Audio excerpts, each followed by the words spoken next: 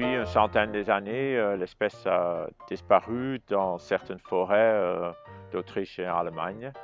Et il y a maintenant un programme de réintroduction pour réétablir une population dans la nature parce qu'ils ont le rôle important dans la biodiversité dans la forêt. Et nous avons eu des naissances ici et les jeunes qui sont nés ici sont partis et à le même moment on essaye d'être un lien entre le projet et les parcs zoologiques dans toute l'Europe pour avoir plus des animaux pour ce projet de réintroduction.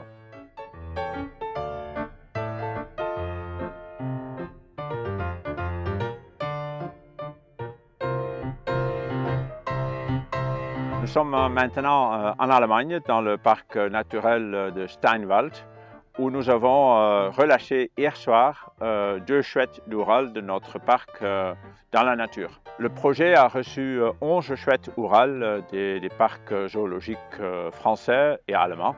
Tout ça c'est possible parce qu'il y a une association locale qui fait tout ce travail là-bas avec les autorités, qui ont tous les permis pour le faire, qui font un suivi des animaux. Et ça, c'est notre partenaire sur place pour avoir la possibilité d'un succès de réintroduction. Mein Name ist Johannes Bratka. Ich bin der erste Vorsitzende des Vereins für Landschaftspflege und Artenschutz in Bayern. Wir sind ein noch recht junger Verein. Uns gibt es seit dem Jahr 2009. Unsere Vereinsziele sind der Schutz der Umwelt, der Natur, wobei wir natürlich Schwerpunktziele haben. Und einer unserer großen Schwerpunkte ist der Schutz naturnaher Landschaften, Wäldern, von Kulturlandschaften. Und der zweite wichtige Punkt, das ist der Artenschutz. Also wir möchten gefährdete, vom Aussterben bedrohte Tierarten durch diverse Schutzmaßnahmen fördern, aber auch ausgestorbene Tierarten, wie zum Beispiel den Habichtskauz, Strix uralensis, der vor etwa 100 Jahren hier ausstarb, wieder ansiedeln. Also mein Name ist Michaela Domeyer. Ich bin beim Verein für Landschaftspflege und Artenschutz als Fachkraft für Naturschutz tätig und die Leiterin für das Habichtskauz Wiederansiedlungsprojekt. Für das bin ich jetzt seit 3 Jahren tätig. Das hat begonnen bereits 2015. Da wurde festgestellt, dass die Art, also bekannt ist ja schon länger, dass sie einmal hier heimisch war, dass sie seit rund 100 Jahren ausgestorben ist. Und es war Interesse da, diese Art wieder anzusiedeln. Es mussten erst Lebensraumanalysen eben gemacht werden, ob das Gebiet überhaupt noch geeignet ist, diese Art wieder auszubringen, anzusiedeln. Dann mussten verschiedene behördliche Genehmigungen eingeholt werden und es ganz wichtig war, ein Netzwerk aufzubauen, herauszufinden, wer hat noch Habichtskäuze, wo bekommen wir zuverlässig Jungtiere her, damit wir überhaupt Tiere zum Auswildern haben. Und in der Zeit haben wir dann auch Volieren gebaut, die also geeignet sind, dass die Tiere im Wald draußen auf ihren zukünftigen Lebensraum vorbereitet werden können. In den Volieren sind viele Äste, eine Mäuseburg, es ist schon ein Brutkasten drin, damit sie den auch kennen, damit sie sich wohlfühlen, damit sie sich weiterentwickeln können, dass sie also eine gute Brustmuskulatur aufbauen, dass sie sich gesund entwickeln können, dass sie sich an den Standort gewöhnen. Das ist ganz wichtig, wo sie also ihre Heimat finden. Und in dieser Zeit werden sie von uns gefüttert. Das geschieht einmal täglich über Futterrohre, damit sie möglichst keinen Kontakt zu Menschen haben. Und das ist über einen Zeitraum von circa 3 bis 4 Wochen.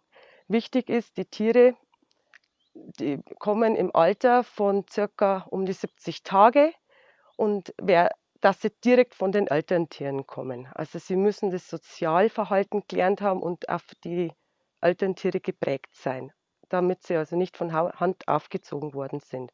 Und nach 3 bis 4 Wochen in etwa, so im Alter um die 100 Tage nach Schlupf ist es dann, dürfen sie in die Freiheit raus.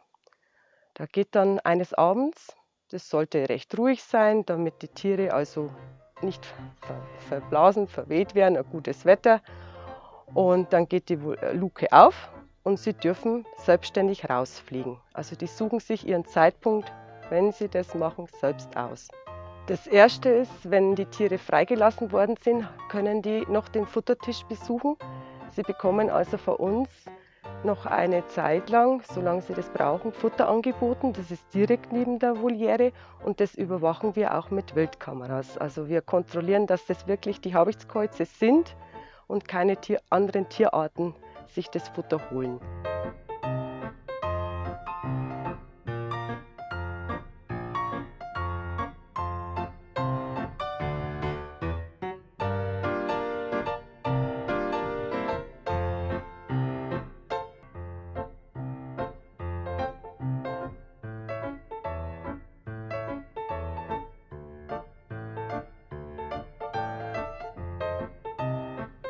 Le parc a déjà introduit des autres espèces d'animaux dans la nature, comme des vautours en Bulgarie, les bisons d'Europe en Azerbaïdjan, les cigognes en Lorraine. Pour les chouettes d'Oural, c'était la première fois qu'on a fait une introduction parce que l'espèce n'est pas commune en Europe et c'est depuis très peu de temps qu'on a contact avec l'association qui gère le projet. L'idée est qu'on va continuer de soutenir ce projet. Donc nous allons faire plusieurs couples de reproduction dans le parc pour avoir encore plus de jeunes qu'on peut relâcher dans la nature. On veut aussi coopérer plus avec des autres parcs en Europe pour faire des autres couples de reproduction et motiver les autres zoos en Europe d'envoyer leurs animaux à ce projet de réintroduction pour créer comme ça une population qui est génétiquement aussi très diverse. Et comme ça, il y a plus de chances que la population va se développer bien. Le but principal des parcs animaliers modernes, c'est la conservation de la nature. Très important, c'est la pédagogie. Ça fait la base de toute la conservation. On doit tout changer notre vie pour préserver notre environnement. Mais un rôle des zoos pourrait être aussi de faire de la reproduction des espèces menacées pour les réintroduire après dans la nature. Bien sûr, dans les projets bien construits avec des associations qui savent qu'est-ce qu'ils font. Donc, relâcher les Ourals, c'était vraiment une grande opportunité pour nous. Et nous sommes tous très très fiers qu'on a réussi à faire ça. Et ça nous rend vraiment très très heureux de voir que nos animaux qui sont nés ici ont retrouvé maintenant la liberté dans la nature. Et j'espère qu'on peut faire encore plus de choses comme ça avec les chouettes Oural, mais aussi avec les autres espèces.